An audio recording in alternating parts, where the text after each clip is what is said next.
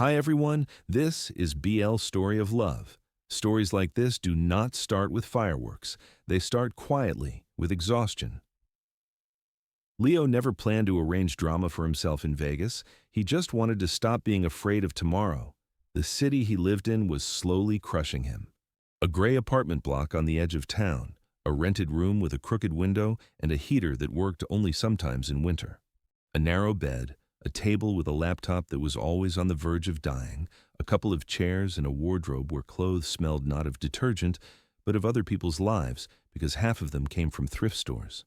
Medical reports lay in a separate folder, neatly stacked, as if tidiness could soften the diagnosis. Congenital heart defect stood as a dry line on the very first page. Below were recommendations. Avoid stress, control physical load, have regular checkups at a private clinic, because the public system no longer coped even with simple cases. All of that sounded like a cruel joke when every single day of his life was already a stress test. By day, Leo worked in a cheap cafe where the smell of burnt oil and cheap coffee soaked into his hair and skin. At night, he picked up shifts at a call center where his voice turned into a tool selling insurance that he himself would never be able to afford. Sleep broke into fragments of 3 or 4 hours, and his heart answered that schedule with a dull ache under the breastbone. But he had no choice. The loan had not appeared as a whim, but as a way to stay alive. First, there was an operation, which insurance only partly covered, then pills, checkups, hospital bills. The bank happily reached out a helping hand, and a couple of years later that hand turned into a noose. The interest grew faster than he could add hours to his shifts. Collectors called him by name, like an old acquaintance. Their voices had that sweet irritation people get when they are used to someone else's helplessness. "You have a chronic delay, Leo," the voice on the phone would say, dry and confident. "The only question is how we are going to solve this, politely or with a personal visit." After calls like that, his heart started beating unevenly, skips in the rhythm, and he would sit pressed to the wall of his tiny room, listening to that broken beat and thinking how little it would take for everything to be over, and how strange it was that he could not even afford an end, because then the debt would simply be thrown onto his closest relatives. One evening, after a particularly persistent collector promised to drop by his work personally, his nerves snapped. The shift at the cafe ended late, and his co-workers, used to his quiet neatness, suddenly saw his hands shaking so badly he could not even get the mop into the bucket. One of the baristas, a loud beta, suggested they go to Vegas as a group for one night on a day off to reset the brain, as he put it. At first, Leo refused. Numbers floated up in his head right away. How much the trip would cost, how many hours of work he would lose, how much extra interest would pile up for that time. But then came the understanding that the worst was already standing right next to him anyway. Whether he was scared or not, the interest would not stop. Inside, he felt so empty that any argument lost its weight. He shrugged and said quietly, almost indifferently, that he would go. The drive to Vegas passed like a dream. The neon still looked pretty, but it no longer promised freedom the way it did in movies. It looked more like a bright mask covering the same tiredness, only packed in something expensive. Dirty carpets in the hallways, the smell of alcohol and sweat, the ringing of slot machines that made his head spin a little. Leo drank to muffle his heartbeat. The drinks were cheap and strong, burning his throat and dulling his fear. By midnight, he barely oriented himself in space. The world blurred like a picture on an old screen. Smudged faces, loud laughter, camera flashes, random hands on his shoulders, everything melted into one noisy stream. His friends disappeared somewhere between bars and gaming tables, and Leo suddenly realized he was alone in the middle of this bright, sticky crowd. He stepped outside, under the harsh light of the signs. The air was hot even at night, but after the stuffy rooms it felt almost cold. To the left, neon hearts marked wedding chapels, tiny churches without faith, where in 20 minutes and for a small amount of money, anyone could get a plastic sense of a life-changing decision. Under one of those signs, he saw him. The Alpha stood slightly aside, leaning his shoulder against a column. Hoi. He wore a suit that was too expensive and too formal for this street, but it fit him perfectly. His tie was loosened a little, the top button of his shirt undone. He looked like someone who was used to total control, but tonight had allowed himself to let go just a fraction.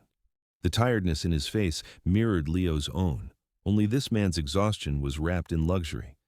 Their eyes met for a moment, and Leo felt a strange, dense tension. Not nervous, not predatory, more like cautious, businesslike focus. The Alpha's gaze slid over him quickly, noting the cheap clothes, the unsure posture, the shaking fingers. There was no contempt in his look, more like assessment, as if he saw a task, not a person. The conversation did not start with flirting, but with a few short phrases that had nothing romantic in them. No compliments, no jokes. Leo barely remembered the exact words, only the essence, an offer of a deal. A small fake wedding here and now, with limited legal obligations, in exchange for a sum large enough to cover his current debts. No happily ever after. Just a contract. His head was spinning, his heart beating off rhythm, and his thoughts kept catching on one thing. The amount. It sounded between them and hung in the air like a life ring. For a man like that, Alpha, it was not much. For Leo, it was an impossible sum, something he could not earn even in years of double shifts. Enough money to shut the collectors up and cancel their threat of a personal visit. One night of shame, the thought flashed. One stupid act. A cheap stamp I can later cancel or forget. In return, I can breathe, at least for a while. The alcohol did its job. All the sensible objections that he should have gone through drowned in a cloudy mix of exhaustion and despair. Leo nodded without even asking for time to think. Inside him, there was only that heavy have to, which always won over everything else. The chapel inside looked like a small theater. Plastic flowers, faded from time, white chairs, an altar more like a photo backdrop. The clerk, used to nights like this, recited his text mechanically, switched the music from romantic to even more romantic, pushed papers in front of them. For him, they were just another couple, another line in the book. Leo picked up the pen and tried to write his name. The lines blurred, the letters came out crooked. A couple of times he put the wrong letter, crossed it out, rewrote it. From his side, this did not look like a conscious choice, more like a scene from a cheap TV drama where the main character makes a stupid decision to silent applause from an invisible audience. Somewhere next to him, the Alpha was signing with a steady, trained motion. His hand did not tremble. He seemed to be the only sober person in the room. The contrast with Leo's state was so sharp that for a second, Leo felt panic rise. What am I doing? Flashed through his mind. Who is this man? Why do I believe he will actually pay? But the thoughts were washed away by another gulp of alcohol pressed into his hand. To celebrate the moment, his temples rang, his heart lurched, and the world finally turned into a series of flashes and sounds. He barely remembered the ceremony itself. He did not remember what song played, what corny words the clerk said, what line the Alpha used when they traded cheap metal rings. It all slid past his consciousness like a bad music video playing in the background. He remembered only the strange feeling of emptiness when it was over.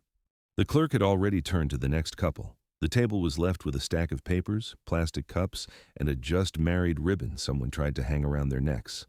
Leo brushed the ribbon away like an annoying fly. Then came hallways, an elevator, somebody's car, the smell of expensive cologne close by, the Alpha's heavy hand holding him by the elbow so he would not fall. The world broke into fragments, and somewhere between them, Leo lost his remaining control. Morning arrived not with light, but with pain. His head throbbed as if someone had taken a hammer to his skull. His mouth was dry and bitter, his tongue felt foreign. His heart beat unevenly, with pauses that made him want to squeeze his eyes shut in fear. Leo opened his eyes and saw a ceiling he did not recognize, white, smooth, with a neat air conditioner. Not his peeling room, not his familiar shadows. He sat up and the world swam. The blanket slid down, revealing a strange bed with unfamiliar sheets. His clothes were neatly folded at the edge, shirt, jeans, phone. On the bedside table there was a bottle of water and 2 hangover pills. Whoever prepared that had already gone or never stayed, but the care was there. No one lay beside him, no Alpha, no friends. Just him and the silence. For a while Leo simply sat there, trying to get used to his body and to pull together fragments of the night. Then his eyes fell on a thin folder at the edge of the bed, a normal plastic folder with a clear cover. Inside, paper. Leo reached out, opened it with shaking fingers, and saw a copy of the marriage certificate with the chapel's stamp. His own name, smudged but recognizable, and a stranger's, written cleanly, distinctly. He stared at that surname, needing a few seconds to register that he now officially carried it too. Under the certificate lay another page. A bank printout. In black and white, it showed a transfer to his account, a sum he had never seen next to his name in his life. The numbers looked unreal, like someone had drawn them as a joke. He grabbed his phone, unlocked it, opened the banking app. He was afraid he would see a zero, a glitch, an error. But the screen showed the same thing, a large incoming payment and a balance that could clear his debts and still leave enough to live on for a few months. His chest tightened so hard that for a second he really thought it was another attack. But it was not just his heart. It was something else, a mix of relief and horror. He had really gotten married. The night in Vegas was no longer just a blurry episode. It had turned into a document, money, a legal fact. The deal was done. Leo sat in an unfamiliar hotel room in Vegas, hungover, with a weak heart and a new status, and slowly realized that his life had flipped again, without lights, without romance, simply because at some point his desperation had outweighed his fear. The money did not vanish when he woke up. That was the strangest part. Usually anything good in his life turned out to be a dream or a bank mistake. But the balance in the app did not reset in an hour or by evening or the next day. The transfer stood there like a heavy stain that would not wash off. Incoming payment. No description. Just a neutral line and the bank's name. Leo returned to his rented room like someone who had brought home a stolen trophy. The walls greeted him with their usual tightness. The sagging mattress, the table with its chipped surface, the chair that creaked at any movement. Everything was exactly the same, except for one thing. The phone was silent. The first thing he did was sit at the table, turn on his laptop, which booted up from the third attempt, and open his list of debts. The spreadsheet he kept by hand was neat and terrifying at the same time. Names of banks, microfinance companies, private lenders, amounts, interest, dates. At the bottom, notes, threat of lawsuit, home visit, final warning. He looked at those lines for a long time, as if trying to understand whether it was even possible to beat them. His heart beat unevenly, as if it too was listening. Then he started paying. First, he cleared the most aggressive loan, the line marked in red as preparing court claim. The transfer went through instantly. A small window popped up saying the debt was paid, the contract closed. No fanfare, just a dry phrase. But something inside moved, as if someone had loosened the tight band around his ribs. Then, the microloan with the monstrous interest he had once taken to buy medicine after a hospital stay. Then, another one, and a third. The money left in big chunks, but that only made him feel lighter. Each payment was like slowly pulling out splinters that had been stuck under his skin for years. The phone rang only once. A familiar collector number appeared. Leo froze, then answered anyway. That was how things were done. The voice on the other end started out as usual, cold and sharp, but when he heard the debt was paid in full, his tone shifted. The sweet aggression disappeared, leaving only dry, businesslike phrases. A few formal lines, confirmation the file was closed, a polite, "have a good day," no apologies, no admissions. For them, Leo had always been just a line that brought income. Now he was a line that no longer did. When the call ended, Leo sat with the phone in his hand, listening to the silence. For the first time in a long time, there was no poison in it. No one counted minutes of delay. No one threatened to drop by. It should have felt like pure relief. It did. But something else came with it. Every payment had been made with someone else's money. He went to the store with his usual written list, grains, vegetables, a bit of meat, pills he bought over the counter to at least somehow help his heart. At the checkout, he tapped his card, saw the green "approved," and felt a shiver run down his spine. "These are not your money," something whispered inside. "You did not earn them." Back home, he put the groceries away and realized his old habits had not gone anywhere. He still picked the cheapest brands, still refused extras. The amount in his account meant he could allow himself more, but his hand went automatically to the lowest shelf, to the sale tag. He sat on the edge of his bed, stared at a random spot on the wall, and tried to answer honestly. What did he feel? First of all, relief. The phone was quiet, no new emails with payment demand. He could, in theory, lie down and sleep for the first time in years without keeping a mental chart of late payments, but under that layer there was something else. A sticky sense of dirt. The picture of that neon night kept replaying. The cheap shine of the chapel, the clerk's mechanical smile, the smell of alcohol, the heavy, confident hand of the alpha, the signatures in that dull light. He remembered how he had barely seen his face, how he had not really asked for a name or a reason. He had just agreed. Signed where they pointed. Dirty, he said out loud, and that one short word hung in the air. He was not naive. He knew the world did not split into clean and dirty things in a simple way. People made choices every day that they later tried not to think about. But the fact that he had bought himself silence by marrying a stranger felt like a special kind of betrayal of his own body, his own boundaries. Somewhere in the city there walked a man who was now officially his husband. Maybe he had his own reasons, his own demons, his own motives. Maybe he needed a spouse for paperwork, for benefits, for a will. Maybe it had been some twisted whim. Leo did not know. Not knowing was almost worse than any clear answer. He tried to calm himself with logic. It was a fake marriage. Nothing truly changed. No one showed up at his home demanding marital duties. No one stood at his door with a suitcase. There was no ring on his finger. He had taken it off in the hotel in the morning and thrown it into the back of a drawer without looking. But the fact stayed. His surname in the documents had changed. Somewhere in some dusty register in Nevada, it said they were family. And that word made his skin crawl. At night, another old fear came back, stronger than before. A couple of years earlier, a doctor had spoken to him calmly and dryly. A heart defect did not just vanish. It could be controlled. He could live with it. But sooner or later they would have to think about surgery. A real one, with risks, with long recovery, with bills that made your heart race just from the paper. Back then, Leo had not had any chance of paying for something like that, and he simply put the recommendations into a folder and carried on as if he had endless time. Took pills when he could, skipped checkups because every one of them meant more money. Now things were different. His account held enough to at least start tests in a good clinic.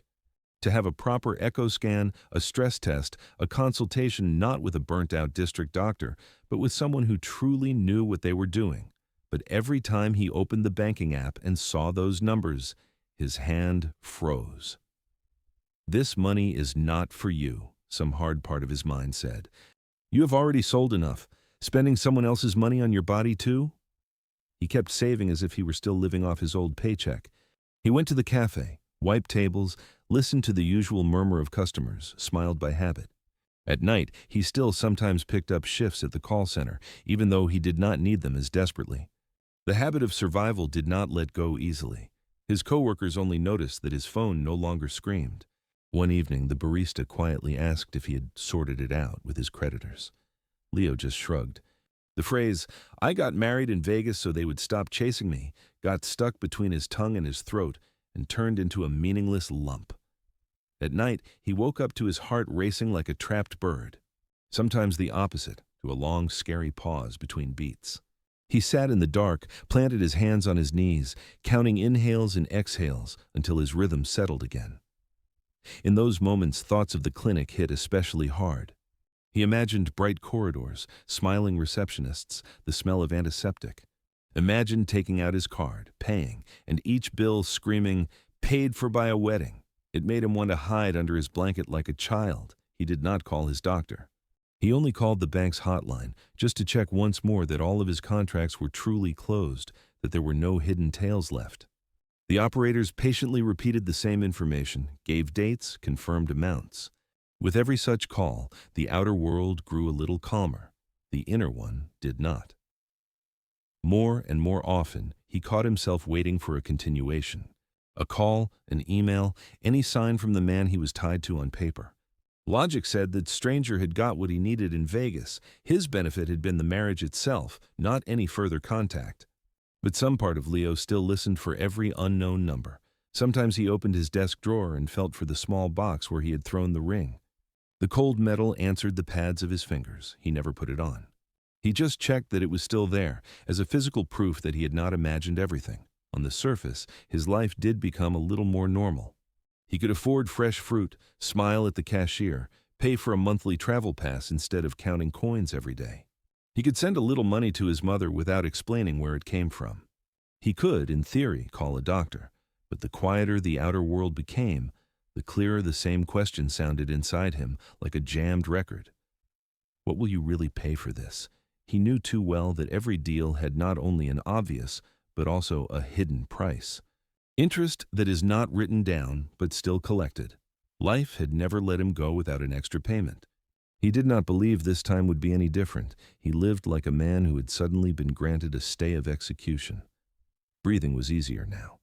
The knife had been taken away from his throat. But somewhere nearby, behind a wall, someone was still sharpening metal. And now that money could save his life. It could be a ticket into a world where Omegas like him usually never get in, or a reminder till the end of his days that the most important surgery of his life was paid for with his own name. He walked in circles around the room for a long time, like in a cage that was too small. He paced from window to door, from table to bed. Said arguments out loud just to hear them outside his head. If I don't go, I die. If I go, I live knowing what paid for it. At one point, a ridiculous idea came. What if he just didn't touch that money at all? What if he found another way, borrowed again, took one more loan? But his heart quickly set the priorities. It reminded him every day that any delay could be the last one. In the end, the fear of dropping dead on some clinic staircase was stronger than his disgust toward the source of the money. Leo sat down, opened his laptop, and started searching. Clinic names, websites, reviews, photos of smiling people in white coats, prices that made his head spin worse than any attack. Marketable phrases, individual approach, we care about your comfort, the best specialists in the country. One clinic kept appearing more often than the others. TV reports, online articles, photos of star patients giving thankful speeches on their way out. The name of that same heart surgeon showed up there too, the one journalists called a man who works miracles. Pieces about the most complex surgeries, survival charts, interviews about how important it is to seek help in time. Leo scrolled through all of this and felt envy, fear, and a strange, shameful hope mixing inside him. He took his phone, dialed the number, listened to the beeps for a few seconds, ready to press end call, and still waited until a pleasant, well-trained operator's voice gave the standard greeting. The conversation had no sharp edges. The woman on the line sounded soft and calm, as if they were talking not about a possible open heart surgery, but about choosing a spa package. She took his details, listened to his diagnosis, gently clarified his symptoms. When they got to the cost of the tests and initial consultation, her voice didn't change even half a tone. The number came out flat, neutral. Leo felt his fingers tighten around the phone. Yes, I'll make an appointment. The words slipped out almost automatically. They gave him a date, emailed a list of tests he needed to do beforehand, plus directions on how to get there. A new email popped up on his screen with the clinic's logo, clean, confident, with an expensive font. On the day of the visit, the city felt different. He sat on the bus with his folder of documents in his hands, feeling every bump in the road echo in his chest. Outside the window, the usual neighborhood slid by. Gray blocks, old shops, ads for cheap loans. Then the view changed. Glass facades appeared, tidy sidewalks, trees without broken branches, even green lawns. The clinic looked exactly like in a commercial. A tall building of glass and light stone, mirror windows reflecting the sky instead of strangers' balconies and laundry. At the entrance, perfectly trimmed bushes, soft light from decorative lamps even in daylight. No peeling paint on the doors, just a neat logo. Inside, it didn't smell of medicine and bleach, but of something neutral and expensive. A light scent of cleanliness, conditioned air, and freshly ground coffee from the cafe near reception. Marble floors where heels sounded different than in his stairwell. Soft lighting, no harsh white lamps that make everything look sick. At the front desk sat people who knew how to smile without pity. The girl in uniform looked up, and Leo could almost physically feel the polished mechanism switch on. She calmly clarified his name, found his appointment, handed him a plastic patient card with his new surname, gently asked how he was feeling. Then she passed him consent forms, contracts, a risk disclosure sheet. The sums were written in neat lines, as if it was something ordinary. Prepayment, deposit, the cost of a consultation with the leading specialist. His hand shook as he signed. Somewhere deep in his chest, something protested, "You're paying with marriage money." But another picture pushed everything else away. Him lying on the floor of his room, never making it to his phone. That picture drowned out all objections. Photos of the clinic's doctors hung in the corridors, professional portraits in identical frames. Clear faces, confident eyes, printed titles, cardiologists, intensivists, surgeons. Some of them he'd already seen on the news. One face caught his eye more than the others. On the Our Achievements stand, on the cover of a magazine in the waiting area, on a huge banner near the elevator. The famous heart surgeon. The same one they said took on the hardest cases, whose schedule was booked months ahead, who had operated on the sons of big businessmen and the wives of well-known politicians. On the poster, he was looking at Leo with a faint, tired smile of a man who knew too well how easily a human heart breaks. Leo noticed he was staring at the photo a bit longer than necessary. A strange déjà vu brushed his skin, but he blamed it on nerves. All perfect alphas in ads look a little alike. Straight posture, focused gaze, neat hands. They took him to a consultation room. It had everything an elite clinic should. A comfortable chair, a clean desk with no paper piles, a monitor where doctors could show you your own problems in color. The first doctor he saw went carefully through his tests, EKG, referral from the public clinic. He spoke calmly, without drama, like someone who dealt with other people's lives in numbers and charts every day. He confirmed what Leo already knew and was afraid to hear out loud again. Heart defect, conduction problems, worsening condition. Surgery was not just possible, it was essentially unavoidable if he wanted not to stretch out a few more months, but actually live. The doctor explained the stages, more tests, imaging, discussion at a board, choosing the strategy. Somewhere in the middle of that stream of words, he mentioned that, given the complexity of the case and the patient's age, the clinic would probably involve one of their best heart surgeons. He said the name. To Leo, it sounded like just another headline surname, the kind he'd seen too often on screens to really register. Leo nodded the way people nod when they can't take in any more information. The doctor's words blurred into background noise, risk, probability, percentage, ICU, recovery. The tone stayed even and confident, with no threats and no fake optimism. We can try. That's what all those neat phrases boiled down to. When the consult was over, they handed him a thick stack of papers. A list of tests to do on site, a schedule of scans, a preliminary estimate for the surgery. The numbers there made his head spin worse than that day on the staircase. But underneath was a line. Recommended treatment plan by lead specialist. He went back to the hall, sank into a soft couch and just stared ahead for a while, not really seeing people or the decor. Just his own reflection on the shiny floor, a pale Omega in a cheap jacket, thin fingers gripping a folder.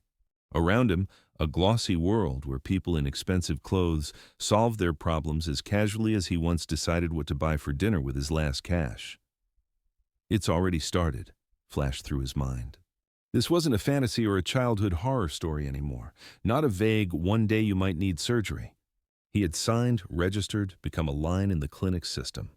And somewhere deep in that building, a man with that news surname had already received his file and would soon see not just an abstract condition, but his heart on the screen.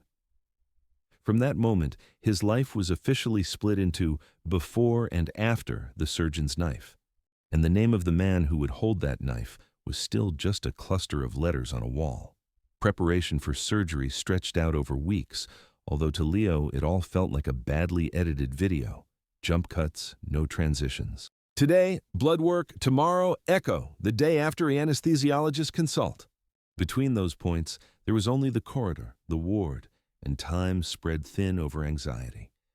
His life shrank down to the schedule pinned at the foot of his bed. Time for blood draw, time for scan, time when he wasn't allowed to eat or drink. Each line had his case number, not his name. In each room, he met the same smell of antiseptic. That special hospital cleanness that never lets you forget that somewhere behind walls there are organs in jars and failed attempts to survive. He signed paper after paper. Consent for surgery. Consent for anesthesia. A form written in dry legal language saying he understood the outcome could be different. No one guaranteed his heart would cope. He was agreeing voluntarily. The lines jumped before his eyes, but his hand wrote his name obediently, like on another utility bill. Every time he saw his name on a form, he remembered another table, another light, another piece of paper, a marriage certificate signed under Vegas neon. Back then he had signed to buy himself time. Now he was signing to buy more of that time. In both cases, he never fully understood what he was giving in exchange. They moved him to the pre-op ward, where they gathered people like him, those whose chest, belly, or skull would be opened in the coming days. The ward was bright and large, with several beds and one huge window looking onto an inner courtyard. At first, Leo thought he'd cling to that rectangle of sky as the only living thing in the hospital. Later, he realized it was scarier than the ceiling. The sky reminded him that somewhere normal life was going on, people rushing around without thinking how their hearts were beating. He listened to the sounds. The corridor had its own rhythm. Gurney wheels rustled on linoleum, instruments clinked somewhere. Nurses chatted about shifts, kids, tiredness, and between everyday phrases sometimes slipped words that brought a chill. Hard case, ICU, didn't make it. The famous surgeon's name came up especially often. They discussed his schedule with respect and weary admiration. Another emergency case, another delay, another sleepless night. They spoke of him like of a fact of nature. He was up there, at the top level of medicine people almost call magic. Leo tried not to listen, but his ears picked up and collected these scraps anyway. Somewhere in the depths of the building, there was a person treated like a natural force. His surname lived in Leo's file too, but still meant nothing concrete. No smell, no voice, no gestures. The night before surgery came too fast. During the day, they dragged him through tests. In the evening, they gave him pill. To calm him down, to thin his blood, they hung IVs. He lay under the quiet drip, drip, drip, counting drops instead of sheep. The nurse smiled politely and told him to try to sleep. He nodded because that was expected, but his eyes wouldn't close. Pictures spun in his head like a low-budget music video whose director thought chaos was a style. The gray ceiling of his room, the peeling door collectors used to hammer on, the blinking casino neon, his shaking hands, a glass of cheap alcohol. The little chapel smelling of dust, confetti, and other people's vows. The random stare of a stranger alpha. The heavy stamp on the marriage certificate. The tired face of the clerk stamping one happy couple after another. New images now added themselves to that set, sharper and colder. White surgical lamps he'd only seen in films, metal tools, blue drapes, monitors where green lines stubbornly draw out someone's life story. Somewhere in the middle of it, his own heart lying on the palm of a man who would decide, in practice, how many beats it had left. Near morning, he finally dropped into a shallow, nervous sleep, more like fainting. He woke when the light grew brighter and a flat voice said his name. Time. They asked him to remove any jewelry, if he had any, take off his underwear, put on the hospital gown, hand over his things in a bag. The air felt brutally cold on his skin as he moved from bed to gurney. The thin fabric of the gown did nothing to make him feel covered. Where clothes had been, there was now only skin and a plastic wristband with his data. They threw a sheet over him, but the chill got through anyway. His throat was dry. He tried to swallow and tasted only the metallic tang of panic. The corridor toward the ORs was different from the rest. Wider, brighter, more sterile. Smooth walls without extra doors. Everything unnecessary disappeared. Only lights, doors with signs, and a green line on the floor leading deeper in. The gurney slid almost silently, but to Leo this passage sounded like keys turning in a cell lock. The pre-op area was even more depersonalized. Several gurneys like his, other machines, lockers for staff to change into sterile clothes. People in masks and caps all looked the same. The fabric hid half of their faces. Their eyes were focused and calm.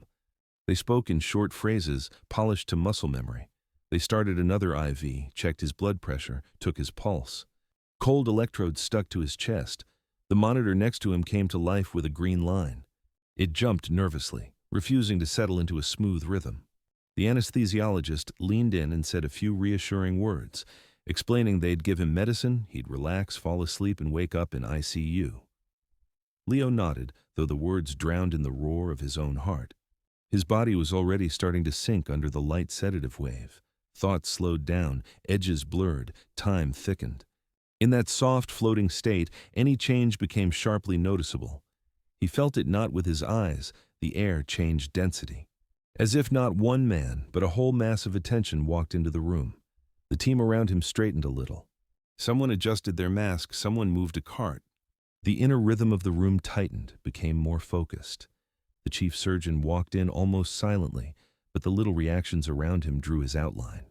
Leo first saw only the edge of a white coat over blue scrubs, then hands in gloves, moving sure and economical.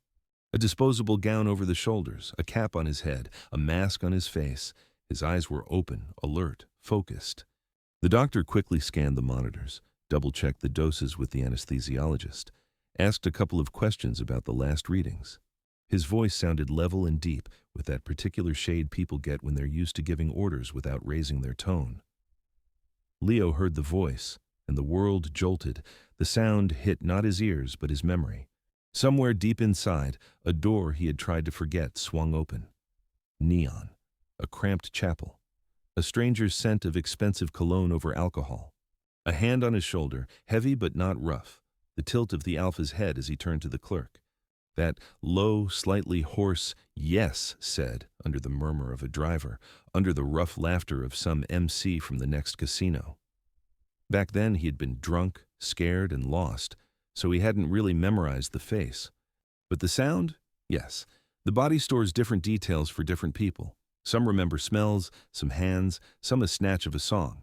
Leo remembered the voice, and now that same voice was over him again, without neon, without alcohol, without laughter. Clean, collected, professional, but under the new layer the old night still showed through.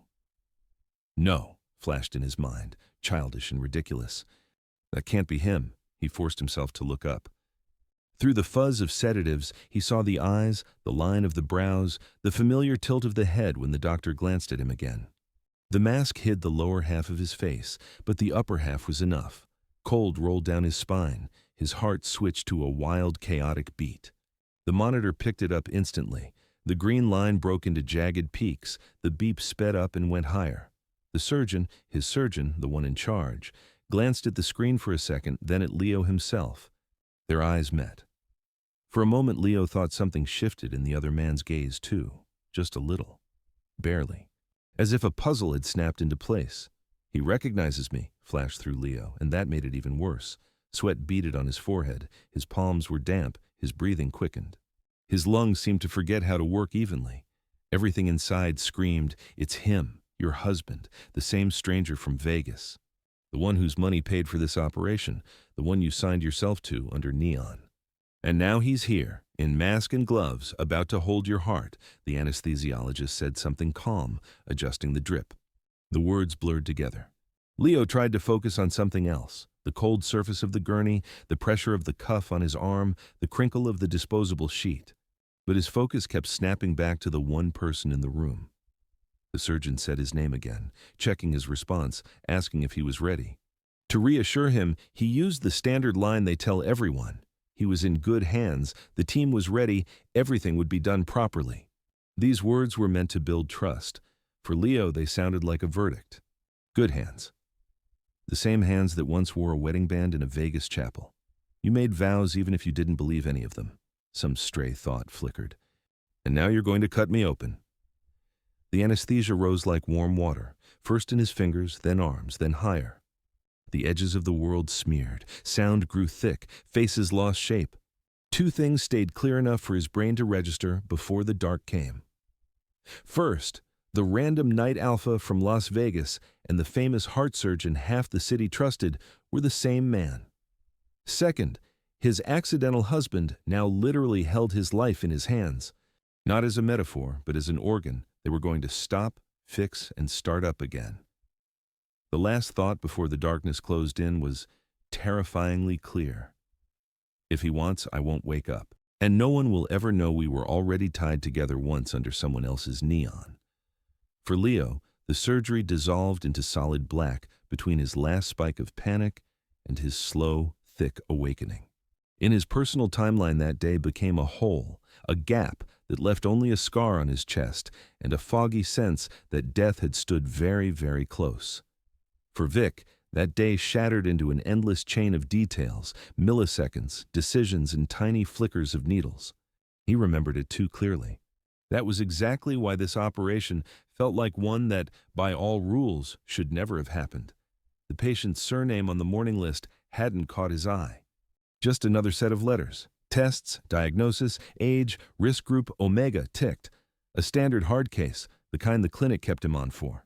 He flicked through the tablet, confirmed the surgery, and moved on with his schedule.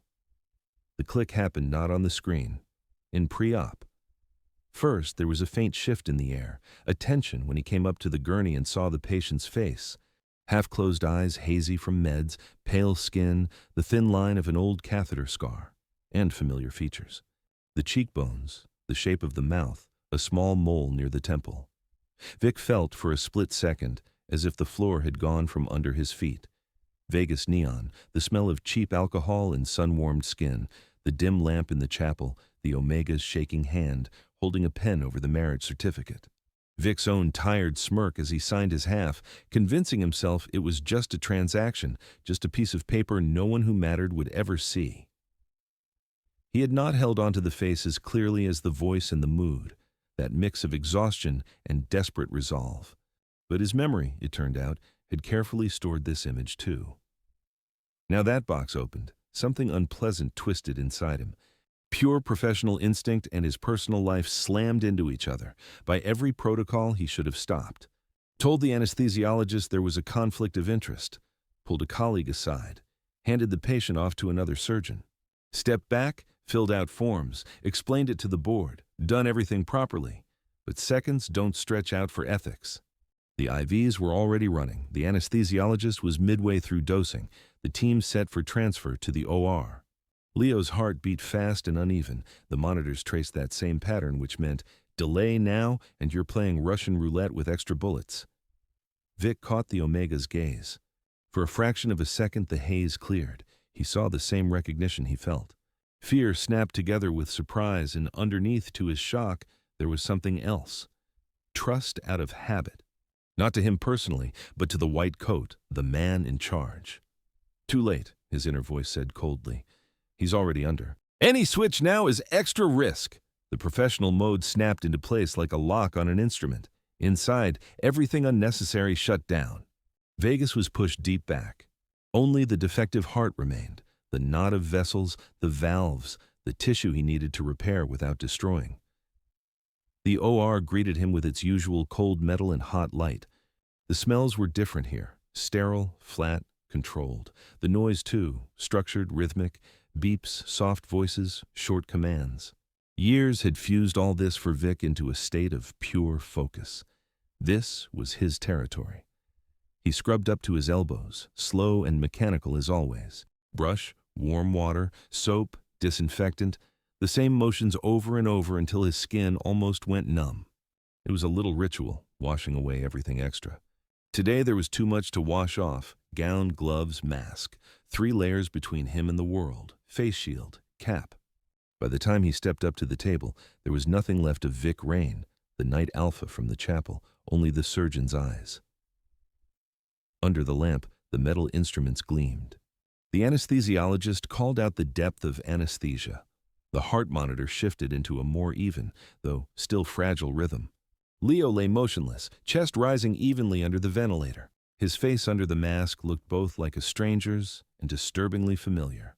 Marking, incision, the assistant's work. The first stages followed the well-honed sequence. Layer after layer of tissue parted under the scalpel, opening the way to the sternum. Blood beaded at the edges and flowed exactly where it was supposed to. Suction whispered quietly. Every team member moved on reflex. When the chest was opened and they had direct access to the heart, time narrowed to one organ floating in the field of view. It beat wrongly, too tense. The valves moved not the way they should. The defects, mapped by machines before, showed themselves to his eyes. Vic had always loved his job for this, for the chance to see a problem and solve it with his hands. But today, there was an extra layer, a sharp awareness that he was looking at the thing that had kept this man alive through years of poverty, debt, alcohol, and fear. A heart he had once, however mindlessly, promised to cherish in sickness and health under a joking chapel speech. He pushed that thought away like an unneeded tool. Connecting to the bypass machine and stopping the heart were always the hardest moments.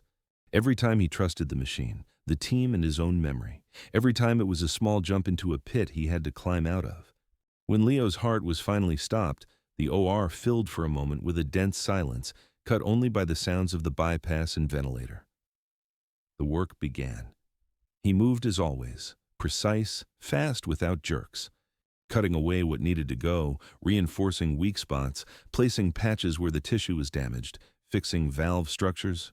Over the years, he had learned to think of the heart as a very complex but understandable pump. Today, it reminded him that in each of those pumps, there was also someone's whole story. Sometimes the world shrank to the needle tip and the line of a stitch. Where the tissue was especially thin, he had to control not only his hand but his thoughts. A fraction of a millimeter could cost a life. One of the sensors squealed more sharply. The anesthesiologist called out the blood pressure. It had dropped. The bypass was stable, but somewhere at the edges things went wrong. The Omega's body was reacting too strongly. Vic clenched his teeth under the mask. His spoken orders stayed flat and cold. Extra meds. Volume correction. Adjust the temperature. Clinical words only. Inside, though, something snarled. Not now. Not this one.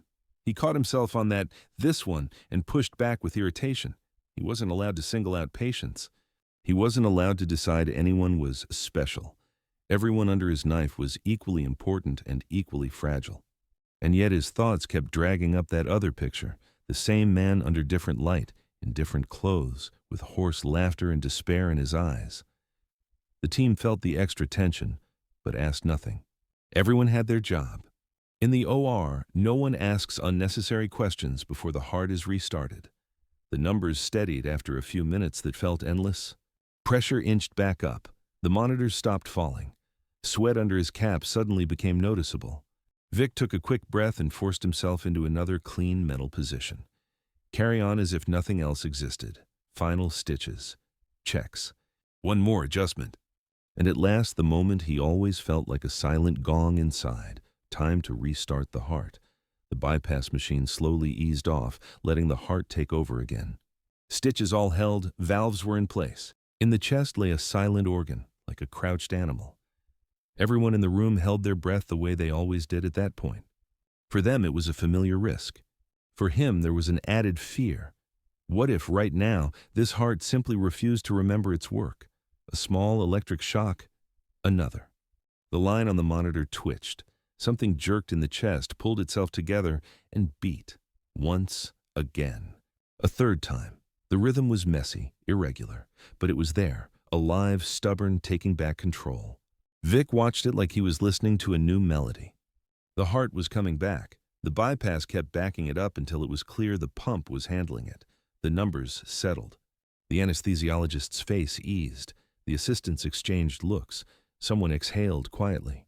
That warm, subdued noise rose in the OR, the sound that comes when death has stepped aside. Time to close, rebuild the chest, fix the sternum. Put things back where they belonged and close the skin. This part was familiar, even if still serious. Leo's body became whole again. Outside, with a scar. Inside, with a changed but working heart. When the last knot was tied and the final bandage laid over his chest in a clean white line, Vic finally stepped back more than a pace. He gave the order to transfer the patient to ICU. The team set about the usual end-of-case routine: dressings, securing lines, checking tubes and sensors. In a few minutes, the gurney with Leo would roll out of the OR. For Leo, those minutes would be no different from the previous hours. Still blackness, still oblivion.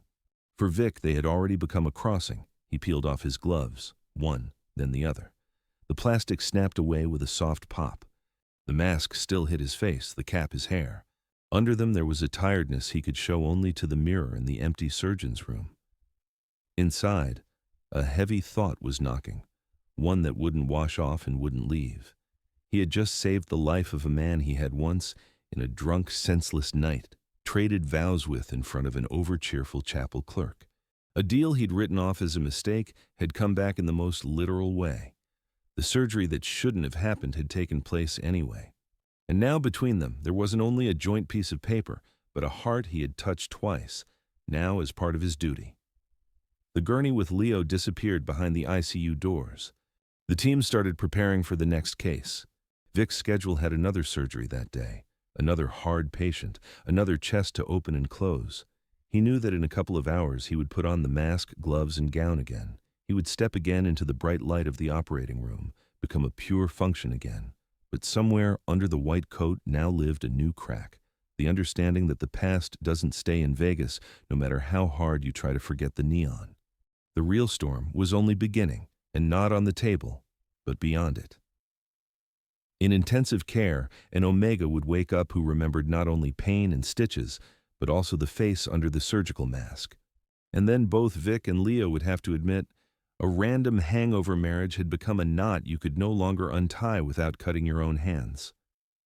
Waking up stretched into fragments, like torn film. First came the feeling of weight. His chest felt strapped down. Every breath had to push through resistance. His throat burned with dryness. His tongue felt foreign. Somewhere nearby, monitors beeped softly. Fluid dripped into his vein. Shoe covers rustled. He tried to open his eyes, but his eyelids wouldn't obey. For a long time, the world existed only through sensations. Cold under his shoulder blades, sticky sweat on his temples, weakness in his fingers. At some point, through the noise of the machines, a strange voice reached him, steady, professional. Leo could not make out the words, only the color of the tone, calmness with a trace of tension. A voice that told him everything went according to plan. He went under again. The next time, consciousness came back more sharply.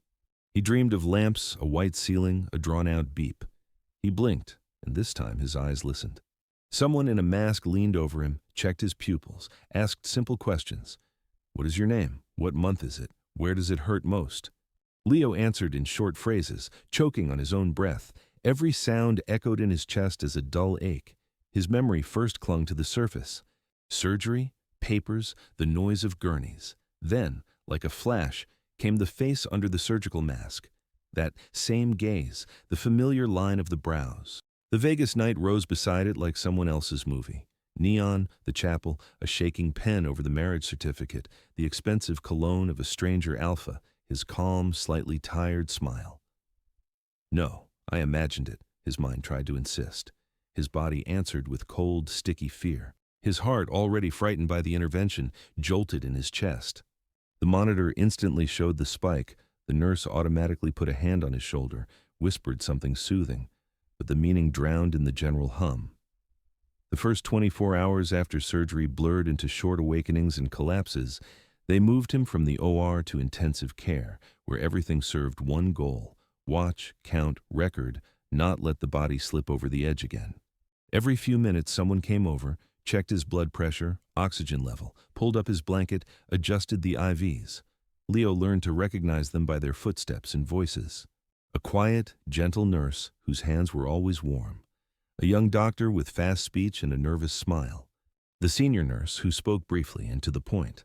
And one more voice that rarely sounded close but made him cold inside. Low, slightly husky, confident. That voice asked questions not of Leo, but of the charts and monitors, and got dry numbers in response. He pretended not to listen, but each time that voice appeared in the room or beyond the door, his body tensed on the level of reflex. The feeling was too familiar, like in the chapel, when the world was blurry from alcohol, but that exact timbre cut through the fog. He was afraid to look and see confirmation, and afraid not to see it, because then he would have to admit his brain was playing with him, placing that face on every male figure in a white coat. Medication dulled the anxiety but did not erase it. At night, when the lights were dimmed and the ward sank into semi-darkness, his thoughts became heavy and obsessive. Leo lay there, counting breaths and heartbeats, and kept returning to one and the same question. Was the coincidence a dream, or had he really ended up on the table of the man he had once chosen as a husband in a drunken whim? He tried to recall something concrete, a detail that couldn't be repeated by someone else. He remembered a wrist with thin but strong bones, how he caught a glimpse of it when the alpha signed his name. The pattern of veins on the back of the hand, a faint scar near the thumb. And then realized that yesterday, when the doctor in a mask was adjusting a sensor on his chest, that exact wrist had flared in his field of vision with the same contour. Stop it, he told himself. His body was already working at the limit. His heart had just been sewn, tightened, forced to learn a new rhythm. Adding a breakdown over a Vegas marriage on top of that felt like torture. Still, the questions piled up. Who exactly chose to take his case? Why that surgeon? Did he know who he was operating on before he opened his chest? And, most importantly, did he remember the night in Vegas as clearly as Leo remembered it now? Saying any of this out loud seemed impossible. Who could he tell? The night nurse? The doctor on duty who saw him as a line in a chart? Say, I think I'm married to your head surgeon, and he just held my heart in his hands. It sounded like a reason to call psychiatry, not psychology. He chose silence. Answered only the questions asked. How's the pain? Can you breathe deeper? Any nausea from the meds? Everything else he kept inside, in the same place where the new scar now lived. That scar was not only physical, it became the line between before and after. Before the surgery, Leo's life was measured in debt sums, night shifts, and phone threats. After, it broke into short segments between blood pressure readings and injections. But over all of that lay another thin layer, the knowledge that somewhere in this same clinic walked a man connected to him by two invisible threads at once, a paper marriage, and the moment the knife cut into the skin over his heart. Vic really did keep his distance. He looked through the charts morning and night, marked the progress, signed off on orders. Residents brought him reports, briefly described how the night went, whether there were any complications. In meetings, he spoke of Leo like any other patient, clearly, without extra emotion, condition stable, rhythm improving. Response to therapy, satisfactory. Every time someone suggested, you can go in now, he's awake, we can discuss the plan, he found a reason to delay. Blamed the overloaded OR schedule, sent a senior colleague in his place. Formally, this did not break any rules. In practice, it looked like running. He knew it couldn't last. Sooner or later, that post-operative silence would have to be cut open, just like the chest. A doctor is obligated to talk to a patient after such an operation. A husband, even a paper one, all the more couldn't hide behind others forever. Time in the ward flowed differently. One day stretched like a week. Small improvements felt like big victories. The first time Leo was allowed to sit up, his head spun as if he were back under Vegas neon. The first time a nurse carefully helped him lower his legs to the floor and take 2 steps to the chair, his heart answered with a fast, uneven beat. The doctor praised the progress, and inside, Leo noted something else. His body was alive. It worked. The pain was just the price. Sometimes he caught stray pieces of conversations near the door, voices saying Vic's surname with respect. Words like genius, hard case, we managed to stabilize him. Every fragment was both a blow and a support. A blow, because it confirmed that yes, it had been him. A support, because it reminded him that if his heart had to be given to someone, at least it had gone to the best. The TV in the hall added its own layer. Once, on his way back from a short supervised walk, Leo heard a familiar voice from the speakers. A news report on new heart surgery methods. On screen stood Vic, no mask in a perfectly tailored suit, with the same calm, concentrated look Leo had seen in pre-op. He talked about survival rates, statistics, the importance of early diagnosis, no words about Vegas. No hints that somewhere in the wards lay people tied to him by strange personal choices. Leo stopped for a moment, leaning against the wall. The nurse asked what happened, seeing his sudden pallor, and he only breathed out, "That's him," she nodded with professional respect, hearing only admiration for a famous doctor. For her, he was just a star surgeon. For Leo, it was painfully real proof that his life was now bound to this man in a way he had never planned. After that, he stopped trying to convince himself that it was all a dream and still said nothing. The words got stuck somewhere between his throat and chest. As soon as he imagined saying out loud, "We've already met, we're married," his heart sped up and a wave of shame went down his back. It felt like if he broke that fragile balance of silence, the whole surgical reality would crack open and show the Vegas farce underneath, plastic flowers and drunken laughter. One evening, when the lights were dim and the other patients were already asleep, the door opened softly. The nurse peeked in and said the head of department was about to come. Did he need anything? Leo automatically pulled his blanket straight, feeling his hands start to sweat. The footsteps were recognizable before the figure appeared. Even unhurried, confident, a familiar shoulder in a white coat, a clear outline in the doorway. For a moment time froze. He didn't see the face right away. The light fell so that it stayed in shadow. But even that was enough for everything inside to clench. Two layers of life glued into one frame: Las Vegas and the recovery ward. A random marriage and a scheduled operation. Someone else's money and someone else's stitches. Vic stopped at the threshold, as if also listening not only to the beeps of the monitors, but to the change in the air. Between them hung that same post-operative silence that could no longer be stretched forever. This chapter in their shared story still had no confessions and no drama. It was about the simple fact that they were finally in the same room, without performance masks and without anesthesia to hide behind. And with that fact, they would have to do something. When his condition settled and they finally moved him from ICU to a normal ward, life did drop into a new rhythm. But it felt off, like a foreign melody playing on a familiar radio. Morning rounds, blood pressure checks, pills in a plastic cup, shots by the schedule, short walks down the corridor with a nurse, his legs shaking, the scar pulling under the bandages like a tight string. Each day his body obeyed orders more readily. Sit, stand, take 2 more steps. His mind, though, felt heavier. The less his chest hurt, the more painful it was to think that somewhere between Vegas and this white room, there was a document that made him someone's husband. At night, when the corridor quieted and only the IV bottles counted their glass rhythm, he replayed scenarios like a needle stuck on a record. In one, he calmly looked up at Vic and said, "We're married." No accusations, no drama, just a fact. In another, he acted like he didn't recognize him at all, turning Vegas into a shared delirium born from alcohol and despair.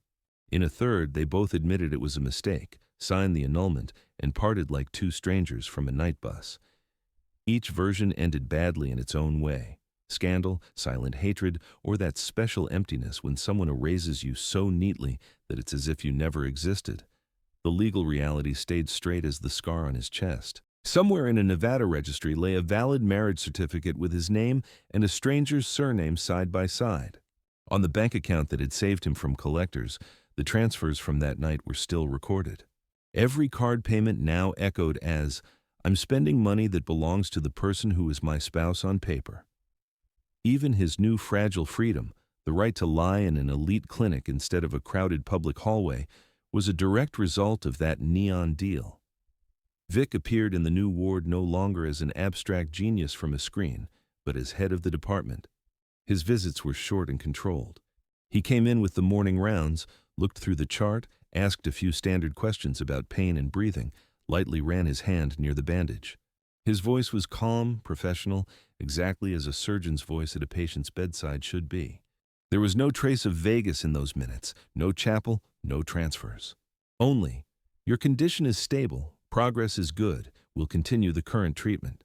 Sometimes his eyes gave away more than his words, a slight, almost invisible pause when their gazes met. An extra fraction of silence after, "You're doing well. Keep it up." A vague tension when the nurse, out of habit, called the patient by his full name and surname, and those 2 words fell too loudly into the air. Leo clung to those microscopic cracks as proof that he wasn't the only one who remembered Vegas. But Vic never allowed himself a direct slip, never misspoke. It was as if another sterile wall had been built around that marriage. The clinic lawyer showed up one day when Leo could already walk to the window and stand there for a short while, holding onto the sill. A middle-aged man in a perfect suit spread neat stacks of papers on the bedside table and in a controlled, unhurried voice explained what came next. Contract for medical services, payment schedule, possible installment plan, consent for data processing, subclauses referring to insurance. Among the lines flashed a point about permission to use an anonymized case history in scientific publications, a routine formality for a clinic like this. Leo nodded and signed, feeling his hand shake again, not from weakness, but from the awareness that this was the second time in a year his life was being turned by black letters on white paper. While the lawyer talked about sums and percentages, only one thought echoed in Leo's head. What if someday someone put these papers together with the Vegas ones? If a marriage certificate and an operation file ended up in the same folder? To the public, everything would flip. His survival would look not like the work of a great surgeon, but special privilege for his own. Vic would be accused of breaking every ethical rule, Leo, of manipulating his way to surgery through a personal connection. Even if the truth were different, the noise would never care about nuance. Those thoughts wouldn't let him rest. Once he had his phone back, Leo went online and started reading up on marriage laws, annulment, conflict of interest. Page after page of legal jargon flashed by, the letters swimming from tiredness. He read about deadlines, grounds, the lack of intent to form a family as a possible argument. Every bullet point seemed to jab at him. To end this, they'd have to drag that night back into the light, admit it was real, say out loud the name of the man who had stood with him under a plastic arch. At the same time, another, less pleasant truth surfaced. The Vegas money he had used to pay off his debts wasn't going anywhere. No annulment could push it back into the Alpha's account. You can't pretend he never agreed. Even if they legally broke the marriage, the mark of that deal would remain, a debt that no one could calculate in interest, but would live between them anyway. The longer he thought about it, the clearer it became. Vic was silent, not only from cowardice or fear of trouble. That silence felt almost like deliberately cleared space, as if the surgeon, who was used to controlling every movement of the scalpel, was for the first time stepping back and waiting for the first cut to come from someone else. It scared Leo to admit this. The pause was shifting the choice onto him. Not onto the older, stronger, powerful Alpha, but onto the man who had only recently been just a body on a table.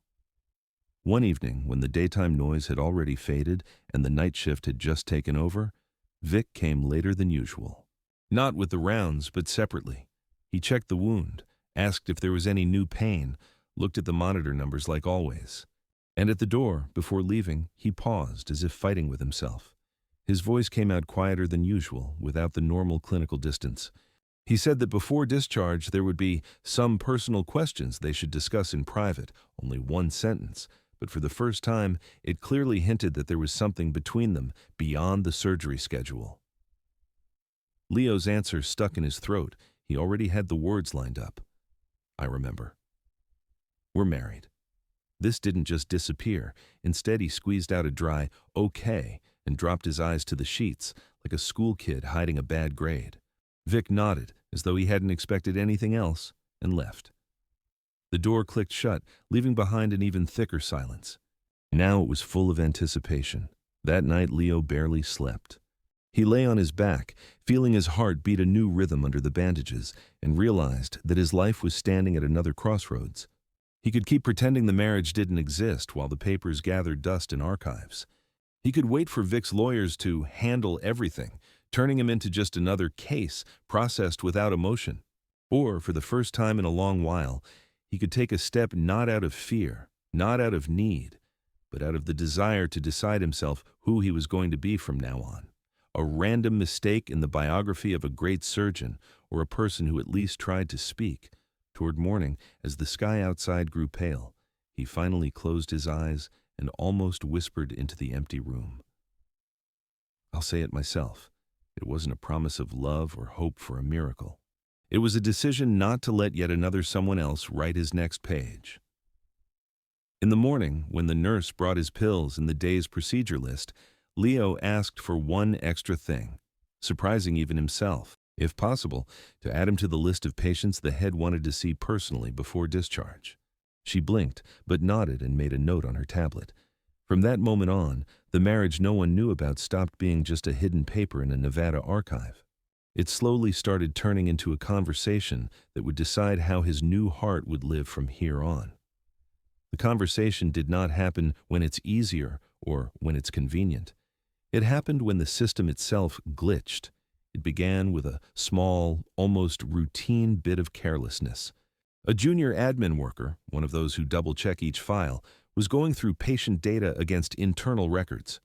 His tired eyes ran over policy numbers, dates, signatures, and then a match. A rare surname that, in the private, staff-only files, appeared under personal life of employees.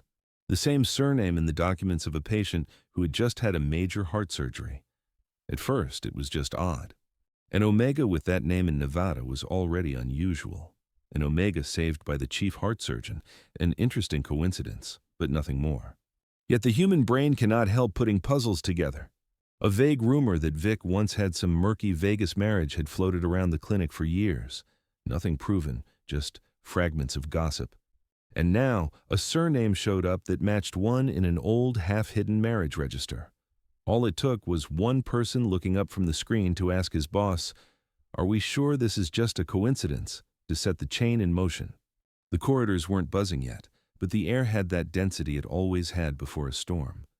Vic was called to admin midday between consultations. The department head spoke carefully, without open accusations, but every word felt like a step through a minefield. The question was framed formally. Did he have any personal connection with the patient he should disclose to management? It was about more than ethics now. The legal purity of the surgery, done without noting a potential conflict of interest, was in question. The secret he had long considered buried under Vegas sand had raised its head. His first response was the old, trained professional one. Everything can be handled, explained, filed right. Call it youthful mistake, an unconfirmed record, a formality with no force. Get the lawyers involved, the ones who wrap awkward facts in phrasing so neat they turn into harmless shadows. Tighten access to personal data. Warn staff that any leak about a doctor's private life means dismissal. That path lay in front of him like a smooth, well-known road. In practice, it meant one thing: keep his career at any cost and push Leo back into the same gray area he had crawled out of with blood and fear. Pretend there had been no marriage, no Vegas, that the signature on the certificate was just a registry error. But the longer he worked, the more something had grown in Vic that didn't fit into any career plan. Disgust with his own lies. He might juggle numbers, politics, clinic funding, but in the OR he was used to absolute honesty, at least with himself. There you couldn't pretend a cut had been smaller than it was. You couldn't call cardiac arrest a minor technical pause. Either the person lived or they didn't. It was the only line where excuses didn't work. Now the same kind of line appeared inside him. He could already see how it would look if he chose the usual path of hiding. To the world he'd remain the spotless star surgeon, the man used as an example for students and in ads. To Leo he'd be one more alpha who used his body at a moment of desperation, first for marriage, then as a case, and then hid behind glossy reports. Exactly as Vic himself had once been used in someone else's family and then cut out of the photos. That was the last thing he wanted to repeat. That evening he left his office earlier than usual, handing some of his tasks to his deputy. Next week's operation list, a stack of documents, a letter from a charity fund. All of it stopped existing for a while. There was only the corridor, white walls, and one recovery ward where lay a man tied to him by a stamp, a chest scar, and a strange night deal. The path to the ward felt longer than usual.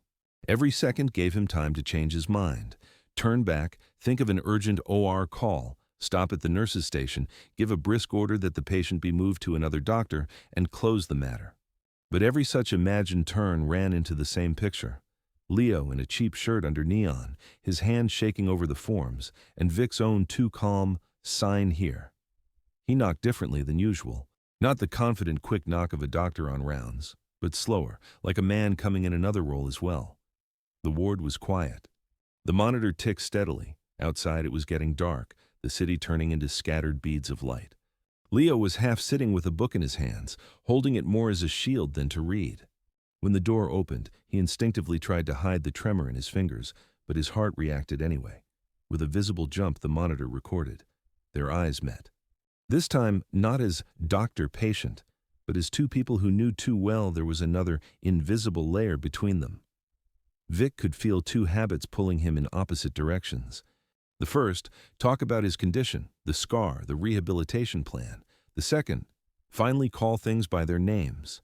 Each had been trained for years. He had never allowed the second one to win.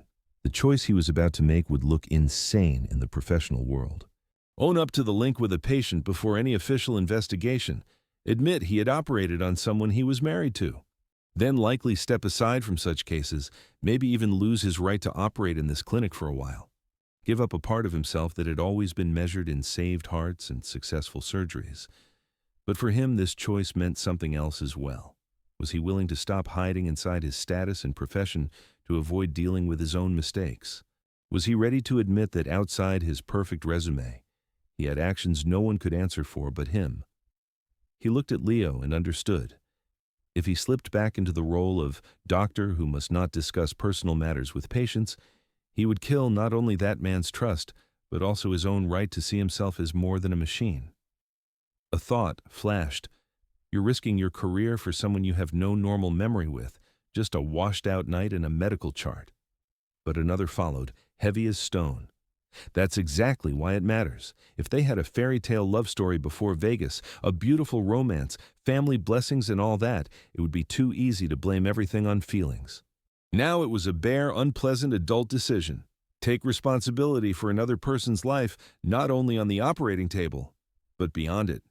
Admit the marriage was not some abstract youthful mistake, but a link you cannot rip out without tearing living tissue. In that moment, Vic chose something that might put a cross through his spotless career, but protect something more fragile, the sense that he was still human, not just a title. He stepped further into the room and sat not at the bed's edge like on rounds, but on a chair beside it, and for the first time in weeks looked at Leo without the filter of diagnosis. The air thickened with everything unsaid, fear of being found out, guilt over Vegas, gratitude for a saved life, anger at himself and at each other.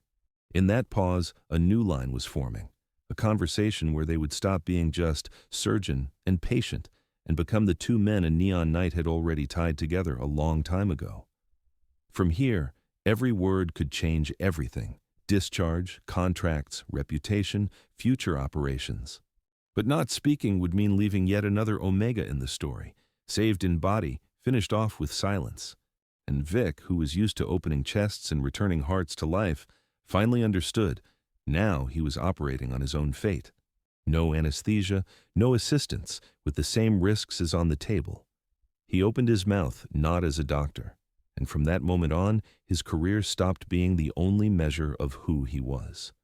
The heart was learning to live again slowly, stubbornly, with no mercy for his patients. At first, rehab looked like a set of humblingly simple tasks. Sit up without getting dizzy, reach the chair by the window and back, ignore the pulling pain under the dressing and focus on breathing in and out.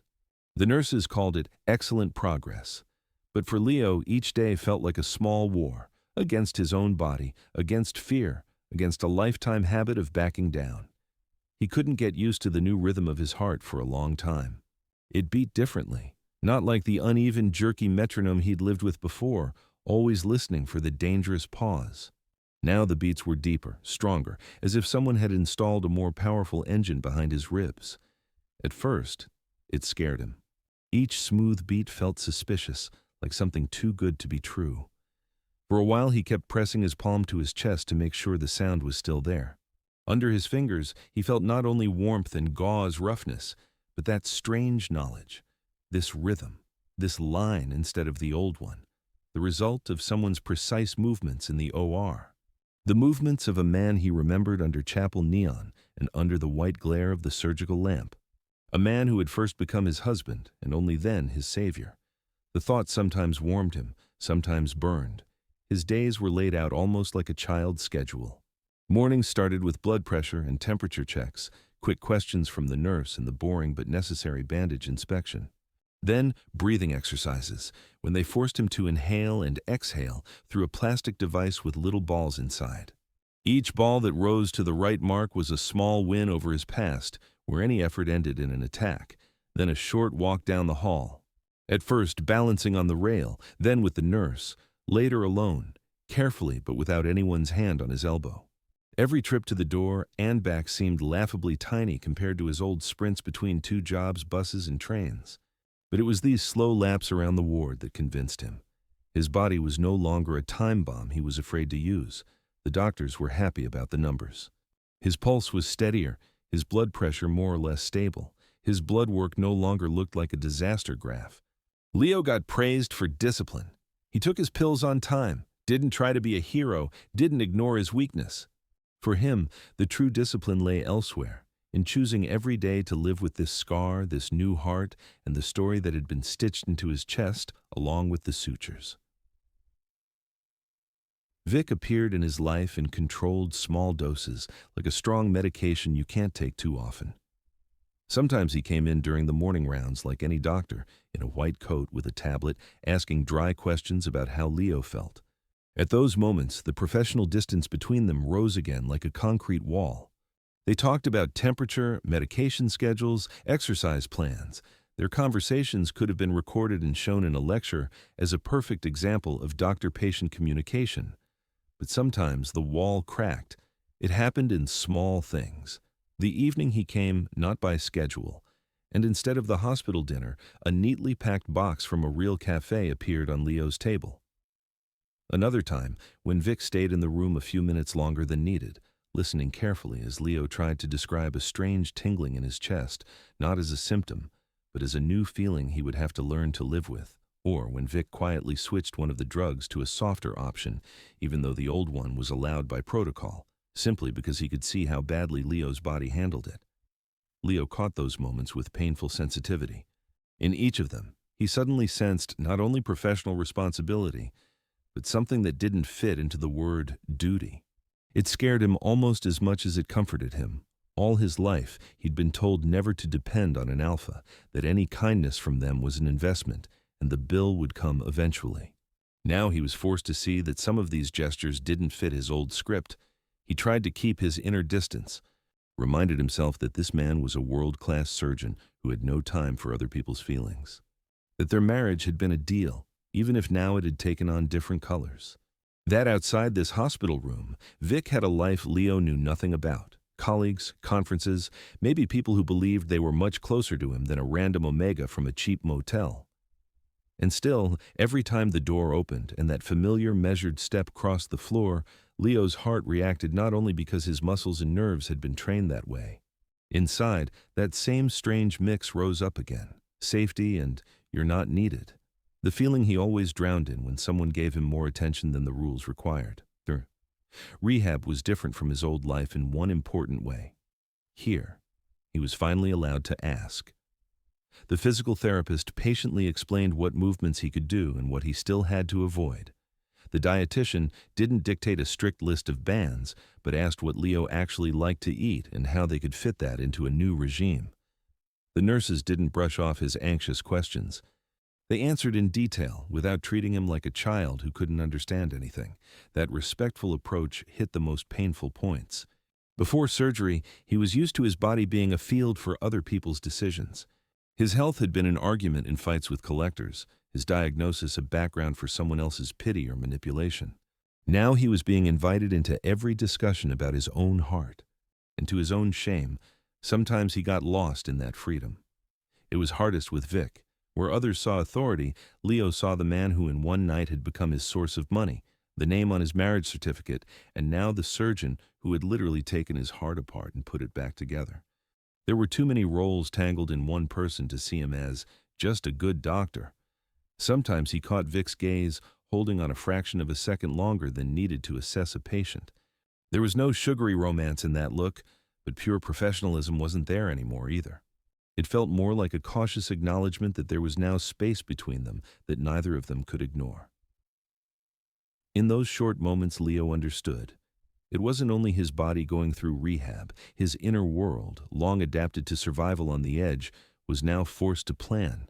Not wake up tomorrow, but live 1 year, 2, 10 with this heart. Not pay the next installment, but what work can I do if my physical limits stay tight? Not just feel guilty about the Vegas money, but decide whether I am willing to see it one day not as dirty debt, but as an investment in my survival. His first attempts at plans looked pitiful. Go back to one of the old jobs? Not likely. The doctor had almost said outright that night shifts and constant stress were banned now. Study? To become who, with his background and no connections? But the mere fact that he could think about this instead of, what do I do if a collector is at my door, was already a revolution. Vic, as if sensing that inner shift, sometimes casually dropped seeds into their conversations. During a consult, he might mention that after similar surgeries, many patients managed to retrain. That support programs exist not only for people who pay with their last name. That the ability to cling to life is sometimes valued as much as a diploma. He didn't offer ready-made answers and didn't push. He just opened windows Leo hadn't known existed. The heart was slowly learning its new role, not as a threat, but as a foundation. Yes, the scar still pulled, especially at night when his body fell into half sleep and any careless turn hurt. Yes, the pills reminded him that this wasn't a miracle or second life with a clean slate, but a complex mechanism that needed constant care. Yes, there were months of checkups ahead, but every day he woke up without that choking sense that something inside was about to snap was proof. The heart really was learning to live again. And with it, so was he. For the first time in a long while, Leo allowed himself to think about the future, not as a long corridor of threats and debts, but as a space where he might have a role other than problem patient and debtor.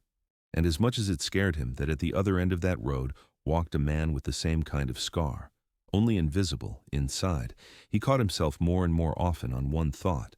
He didn't want to walk it alone anymore. The rumors didn't arrive with a shout. They came like rustling. First it was a strange look from one of the nurses, lingering on him a heartbeat too long. Then a sentence in the corridor that broke off mid-word as soon as he came within earshot. Nothing concrete, just a faint sticky aftertaste of gossip in the air that made his skin crawl. The world outside his room moved at its own speed. News scrolled on screens, headlines flashed on phones, but Leo kept himself cut off from it all. He was busy with simpler tasks, reach the end of the corridor and back, do his breathing exercise again, not fall into panic at the pull under the stitches. Everything out there, beyond the glass and the clinic walls, felt distant and almost unreal. Reality came to his hands as a smartphone. One afternoon, the nurse brought him a charger and by mistake left the screen turned on. Leo's eyes caught on a bright headline. His fingers shook as he tapped it open. Letters jumped in front of him, but the meaning was impossible to miss. In a few dry lines, a journalist had managed to mash together everything Leo would have happily erased from his life. Las Vegas, a chapel, stories about drunk rich alphas marrying nameless omegas, hints that one of those marriages might be linked to the name of a famous heart surgeon. No names, no faces. Just an anonymous source in the medical community, and the writer's imagination filling in the rest. Then it got worse. The algorithms picked up the topic, feeding him similar articles. On the screen, the same phrases repeated: questionable closeness between doctor and patient, personal ties in an elite clinic, conflict of interest no one wants to talk about. Somewhere was a photo of that very wedding chapel at night, neon glowing behind two blurred silhouettes. Someone had dug it out of an archive, someone had added a snide caption. Leo felt the usual weakness in his legs turn into hollow nothing. He put the phone down, tried to take a deep breath, but his chest tightened. It seemed the walls were closing in. Everything he had kept so carefully in shadow, the fact of the marriage, the source of the money, the recognition in the OR, had been turned into entertainment for strangers. Meanwhile, another kind of pressure was building over the clinic. For Vic, it started with a short email from PR. Calm tone, no dramatics, just links to the articles and a reminder. His name was too big to ignore even a rumor. Then came a call from management. Polite, measured phrases about reputational risk, clarifying the situation, and the importance of transparency in ethical matters. In the professional community, the talk was harsher. In side chats and conference corridors, people asked questions no one dared ask him to his face. Was it acceptable for the chief surgeon to operate on someone he had a personal relationship with? Even if the marriage had been years before the clinic, technically unrelated to the decision to operate. Even if it had saved the patient's life, he was offered standard exit strategies, transfer Leo's follow-up to another cardiologist to remove doubts, give a restrained public statement, frame everything as a youthful mistake and an unlucky joke of fate, in the extreme version, define his connection with Leo as a misunderstanding already resolved legally. Every option meant one thing: reduce a living, messy story to an easy legend. Squeeze it into a format that sponsors, colleagues, and tabloids could digest. Leo felt that pressure not so much through the news as through people. First, a clinic psychologist began to visit his room more often, officially to help him process surgery and a new reality. The man's voice held real professional care, but sometimes there was a careful curiosity that had little to do with the heart. Questions too delicately phrased, too many probes about whether Leo had support outside the clinic, who he shared his feelings with, whether his anxiety now felt like it did before Las Vegas. Then one of the rehab staff dropped an almost innocent remark about how Hard it must be to be at the center of all this when there's also a famous doctor involved. The words were gentle, but underneath was a test. How did he see himself? Was he ready to be the hero of someone else's scandal? Each day, Leo felt more clearly that people were once again trying to fit him into their scenarios. Some wanted a victim, used by a powerful alpha. Some wanted a lucky man who had married well and got the best care. Some a pawn to pressure Vic with, squeezing concessions or quotes out of him. Inside, a familiar sticky fear was rising. He'd lived for years in a logic where the only thing required of him was silence and agreement. Silence when creditors set terms. Silence when his body hurt and the free clinic doctor avoided his eyes. Silence when a random Vegas marriage turned into a survival warrant. Now, things were different. He had a heart he could feel again. Pain, yes, but also strength returning. And he had one person who, strangely, wasn't trying to use his condition as leverage. That contrast with the rest of the world was sharp. Vic, meanwhile, was being squeezed from all sides. Colleagues, especially those who envied him, gently but firmly urged him to protect the clinic. Management hinted that if things escalated, he'd have to step back from the spotlight for a while, give up some operations, let others take the front. Sponsors asked behind closed doors the same question: would this story stain the brand? Normally, Vic would follow his usual scheme: weigh the risks, choose the least destructive path, make a clean surgical decision. But this story did not fit his usual charts of gain and loss. On one side was a flawless career he'd built for years. On the other, a real person who had spent too long as an object and had only just begun to live as a subject of his own story. Leo felt that split almost physically, even when they didn't talk about it. In the pauses between visits, in Vic's fleeting look at the blank TV, in the way his hand lingered on the door handle before leaving, as if he was testing whether the house could withstand one more blow. Rumors and expectations grew like a tumor. Online, some demanded the full truth. Others romanticized, spinning fan stories about a great love between surgeon and patient. Both camps missed the same simple point. The real people inside this story had no time for pretty narratives. At some point, it became obvious. Silence no longer protected them. It only gave strangers more room to fill. For the first time in a long while, they ended up on the same side, not of an operating table, not of a hospital bed, but of that line where they had to decide how to live further, not by someone else's script, but by their own. For Leo, this meant taking a step he'd dodged his whole life. Not just choosing pill doses and walk length, but saying out loud what he wanted from his own story. Would he be another nameless figure in a tabloid plot, used and thrown out, or a person with the right to say, yes, this is my marriage. Yes, this is my surgeon. Yes, this is my life. And I refuse to turn it into a convenient lie so you can sleep better.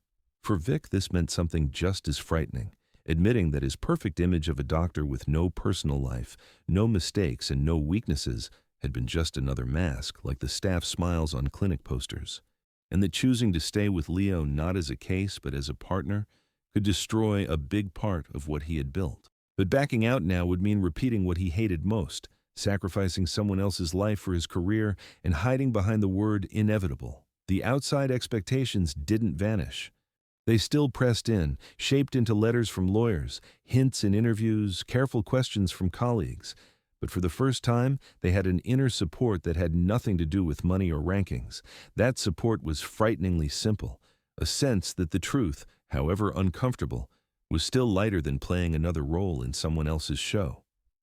And that the fate of an Omega who had been only a code in other people's forms had finally stopped being a toy.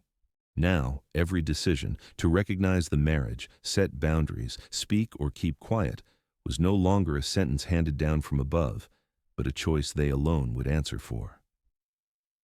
The final turn of their story did not look like a fairy tale. It looked more like a long court record where every line could be either acquittal or verdict. The ethics committee did happen.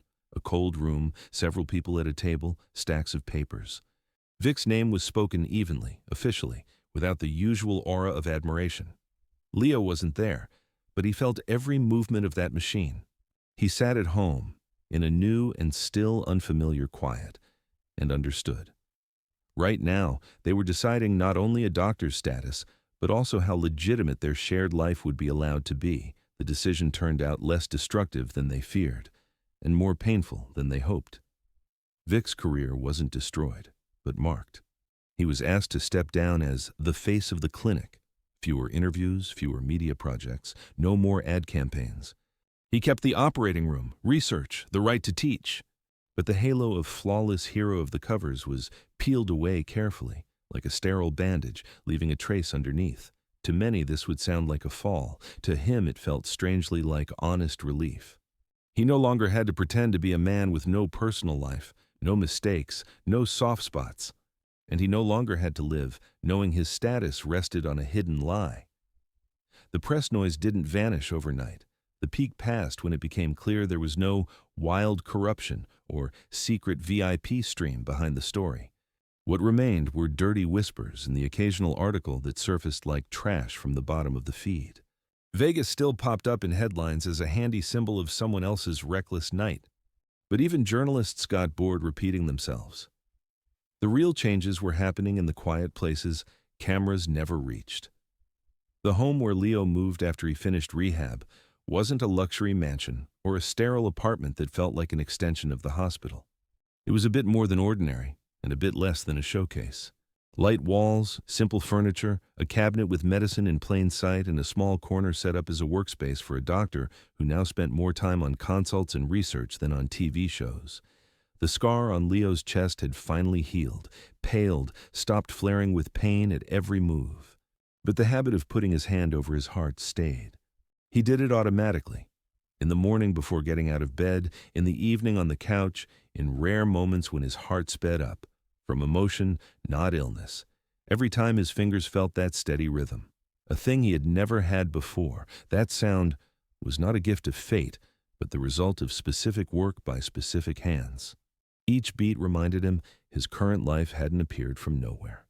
It was paid for, with money, fear, a damaged reputation, one drunken signature under neon, and dozens of sober decisions since.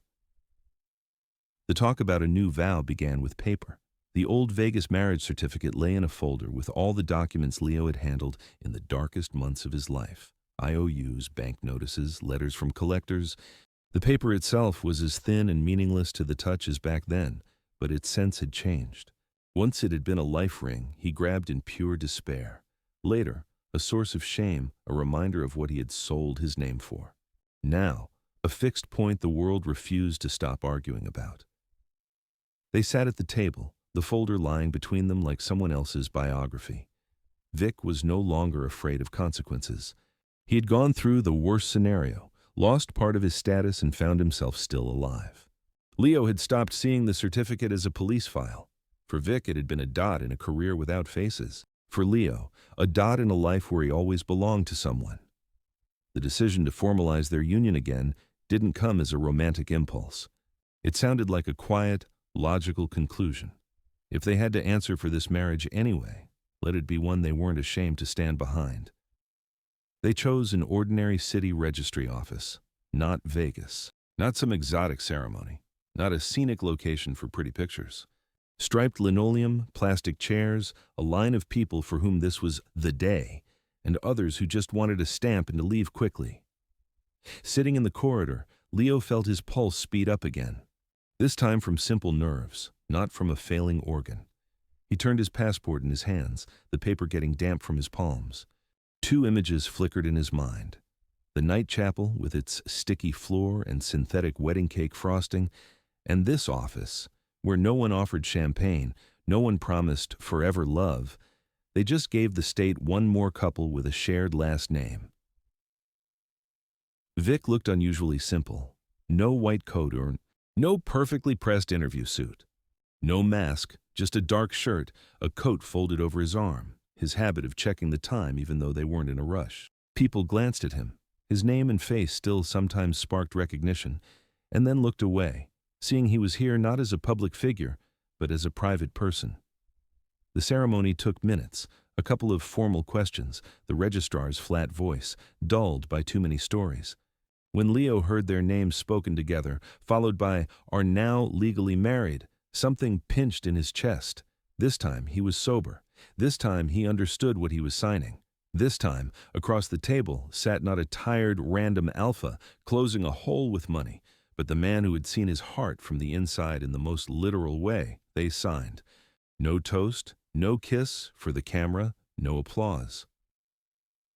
Later, one nurse from the clinic sent a short message with a smiley and finally, as if drawing a line under everything that had happened. The new vow wasn't born in that moment, but in what came after.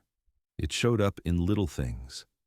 In how Vic stopped staying in the clinic until deep night, not because of exhaustion, but because someone at home grew anxious when the hands of the clock went too far past midnight.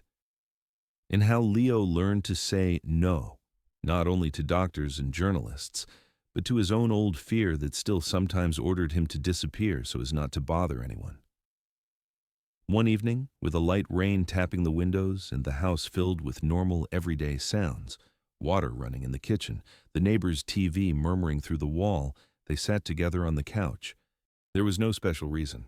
Just a genuinely calm week. No new articles, no emergency calls, no bad lab results. Listening to his own heart, Leo suddenly realized he wasn't afraid of the coming night, not afraid of waking up from crushing pain, not afraid of a call that would start with, "You must," not afraid of seeing his name in another snide piece. The fear hadn't vanished, but for the first time it was quieter than the sound of rain. He turned to Vic, studying his profile, not the famous surgeon's profile, but that of a tired man with his own scars, only hidden deeper. The vow he made inside then was very simple. Not to idealize, not to turn their story into the fairy tale others wanted, not to expect miracles from Vic just because once he'd worked a miracle on his heart. Yes, Vic had saved his life, but now they were equal in one thing. Either of them could slip, say too much, not cope. And both had the right to do so. Vic, as if sensing that quiet shift, put Leo's hand over his chest, where the heart he had once held in his hands was now beating, and said just one short word that put everything in place. Live. Not be careful, not take care of yourself for me, not don't disappoint me. Just live. As you can, with all the flaws, but without that constant feeling that your existence is someone's mistake. For Vic himself, the new vow sounded like this. Don't turn this person into another project. Don't measure their life together by the same scale he used for operations and research. Don't tick boxes on a list of fixed cases. Don't treat their marriage as compensation for past sins. Outside, the city hummed. Somewhere people still wrote articles, made guesses, argued about whether a doctor had the right to be with a patient. They would keep retelling the story in distorted form, some with condemnation, some with delight, some with envy. But inside that living room, in that specific moment, there were just two of them. One, an Omega who'd always seen himself as the weak link until his heart became the center of the story. The other, an Alpha used to saving lives who had finally risked putting his own on the line. Their new vow boiled down to a simple we. Not perfect, not convenient for headlines, but real. We that didn't promise always, but said, right now, I am here. We where responsibility stopped meaning only a medical term or a financial debt and became something human. The story didn't end in fireworks or in a black frame. It simply shifted register from loud, sharp chords to a lower, steadier, slightly rough but honest tone. And if you look at it from the outside, you can say this.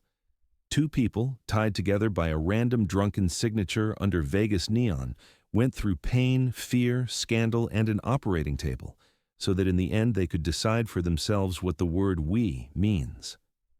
If you listen to this story to the end, thank you. Tell me in the comments which moment hit you hardest, the night marriage in Vegas, the surgeon's recognition, the operation itself, or the new vow. Don't forget to like, subscribe to BL Story of Love, and turn on notifications so you don't miss the next forbidden BL story. Take care of your heart, and remember, even the most random decision can become the beginning of a story you're no longer ashamed to call your own.